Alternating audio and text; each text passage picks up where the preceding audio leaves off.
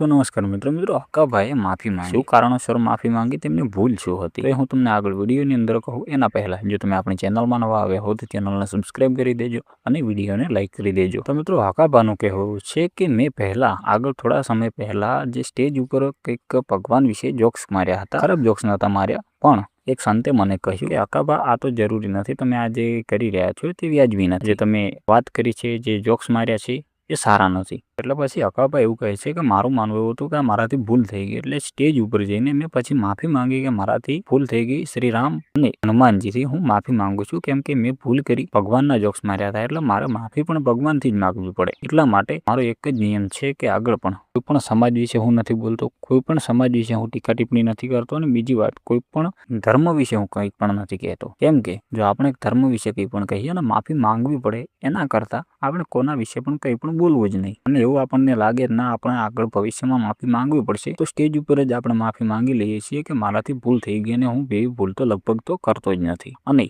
મારા હિન્દુ ધર્મને બદનામ કરવું એ મારામાં નથી. એટલા માટે જે શ્રી રામ ભગવાનના પહેલા મેં જોક્સ માર્યા હતા એની પણ માફી પણ માંગી લીધી હતી. તો મિત્રો તમને શું લાગી રહ્યું છે કે હક્કાભાઈએ પોતાની વાત રજૂ કરી જે પણ એ તેમની મનગણન કહાની હતી કે પછી સાચું હતું કે હક્કાભાઈએ આગળના સમયમાં આવી રીતના કર્યું હતું અને પછી પોતે જાતે પણ માફી માંગી લીધી હતી એક સંતના કહેવાથી? એના વિશે તમારું શું કહેવું છે એ તમે જરૂરથી કોમેન્ટ બોક્સમાં લખી દેજો, અને જો તમે આપણી ચેનલમાં નવા આવ્યા હો તો ચેનલને સબસ્ક્રાઇબ કરી દેજો અને વિડીયોને લાઇક કરી દેજો, અને મહેરબાની કરીને કોઈ પણ ભાઈને ખરાબ કોમેન્ટ પણ કરવી નહીં, કેમ કે જે સત્યતા હતી એ જ આપણે બતાવી છે.